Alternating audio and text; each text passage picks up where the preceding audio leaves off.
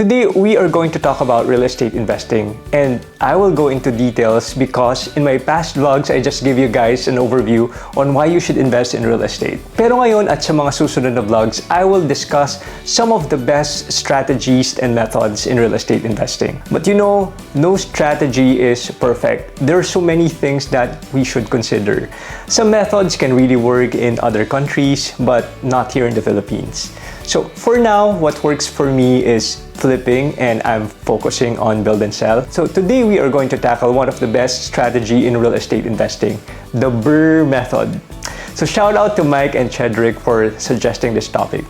But before I start, I just want to say thank you to those who answered my question from my previous vlog.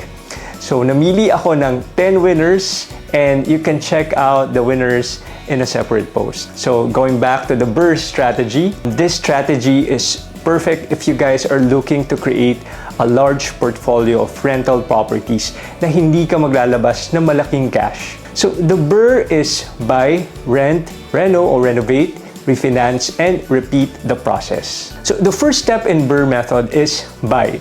The important idea is bibili ka ng property na fixer-upper. So ano nga ba yung fixer-upper? It means a house that needs to be improved or repaired that is undervalued or distressed. So you have to see a lot of potential sa bahay na bibilhin mo. So for example, you see these houses side by side. So the pretty house is worth 5 million and the not so pretty house is 2.5 million. So but after renovating the ugly house, you will have what we call the ARV or the after repair value na 5 million pesos. So would you go for the pretty one? Of course not. So we will buy the ugly house. So this is the kind of house na kailangan natin bilhin. So saan mo ba mabibili yung ganitong klaseng bahay? First, you can look for foreclosed properties or banks acquired assets. So you can check out banks foreclosed sections online. And another way is if you know someone within your community who is selling his or her property na medyo mura, unahan mo na at bilhin mo na. Another way to look for an undervalued property is through real estate agents or brokers. They usually have multiple listings, and you can also tap the homeowners association members in your community. They probably have an idea which house is not paying anymore the association dues. So baka may chance na ibenta yung property na to. But just a warning, don't buy properties that, don't have clean title, or you cannot also buy properties na pasalo unless you pay it in full, or properties na rights lang or tax declaration lang ang documents. Do your own due diligence since foreclosed properties can be problematic. So if you're going to buy your first property, initially, ideally, kakash mo. Pero kung wala kang ganun kalaking amount, it's fine. Kaya nga gustong-gusto ito ng beginners in real estate investing because pwedeng maliit lang yung initial investment mo. So what you can do is get a mortgage so you will only pay for the down payment and the rest is sa bangko na. So for example, yung nakita mong property is appraised at 2 million pesos. And you have 400,000 pesos to pay for the down payment, which is 20%. So the rest is 1.6 million na ilo-loan mo sa bangko. So out of 2 million, 400,000 lang yung initial investment mo. So tapos mo nang bilhin ang undervalued property, then it's time for the next step, which is rehab or reno for renovation. So, pag nag-renovate tayo, nagkakaroon tayo ng tinatawag na forced appreciation. So, these are the things that we can control para tumaas ang value ng property.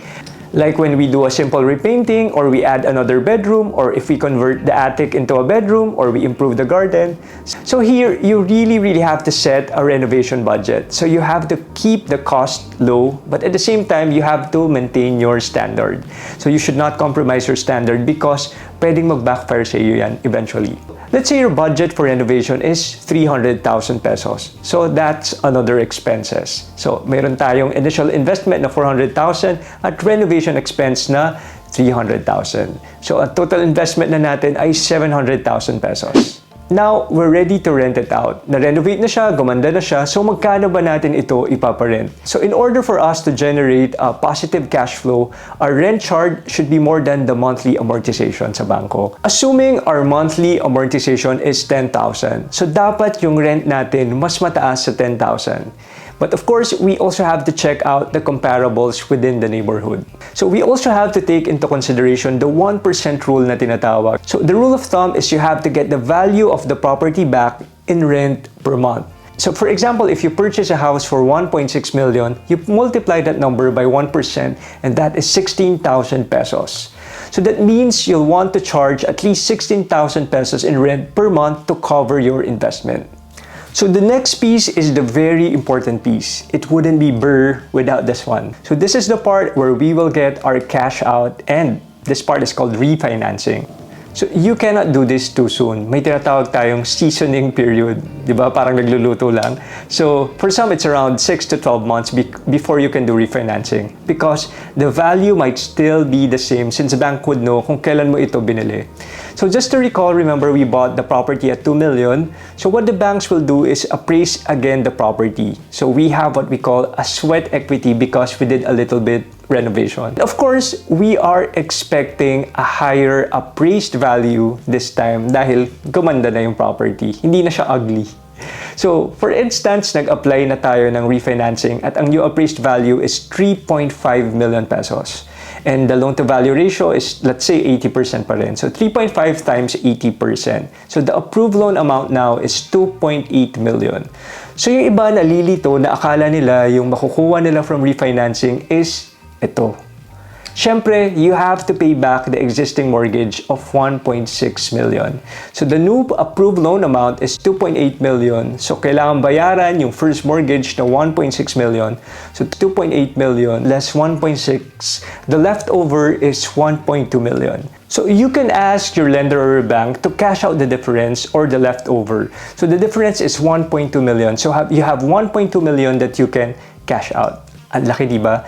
But hold your horses because remember, we have an initial investment na 700,000 na kailangan maibalik. So we have 300,000 pesos for renovation at 400,000 na down payment. So 1.2 million less 300,000 pesos for renovation and 400,000 pesos for down payment. So you have a total leftover of 500,000 pesos.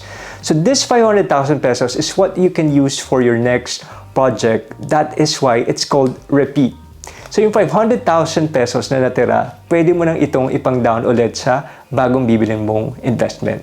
So you got back your initial investment, which is your down payment and your expenses for renovation, bumalik din sa'yo, and you have 500,000 pesos pa to buy for another property. So there you go guys, that's BRRRR for you. But the big question is, applicable nga ba ito sa atin, considering we have a different situation here in the Philippines compared to other countries? Sa US daw, they can give you like 3% interest fixed for 30 years. But here, I don't think we can do that. So banks now have around 5.5% interest rate per annum. So 1 year fixing lang yun ha. So after the fixing period, it can go as high as 9%. If you think about it, you need to increase your rent every year para makover lang yung monthly amortization mo. And baka dumating yung point na sobrang taas na ng interest, hindi na kayanin ng rent from your tenants. And also, the processing of refinancing is quite long. Yung iba, sabi nila, it's 4 to 6 months tumatagal. Lalo na siguro ngayong pandemic. So, you have to wait for a little while before you can jump into your next investment. So, banks here also have a limit. I think per bank, they can only allow 4 to 5 properties. So, baka pagdating mo ng 10 property mo, hindi ka na pahiramin ng bangko. So, pag-ibig naman, they only have a limit up to 6 million.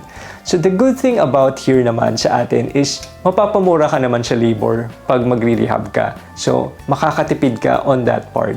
And napakadami din nating choices in terms of undervalued properties. So I think it's still doable in our country. You just need to get a really good property and keep your renovation budget low. So malaki ang magiging difference mo na pwede mong i-cash out from your refinancing. So this method is really perfect to those na hindi pa ganun kalaki yung pang-invest nila. And syempre, kung gusto mo rin magkaroon ng steady cash flow in the long run, this strategy is good for you. So if you're going to refinance, kailangan mag-submit ng requirement like an income tax return. So whether you're a freelancer, a content creator, a licensed professional, or a business owner, Tagzumo can help you file and pay your taxes in minutes. So you can sign up for a free account through the link in my description. So you can use code Chris to get 10% off any subscription plan. So thank you guys for watching and I'll see you next week. Bye!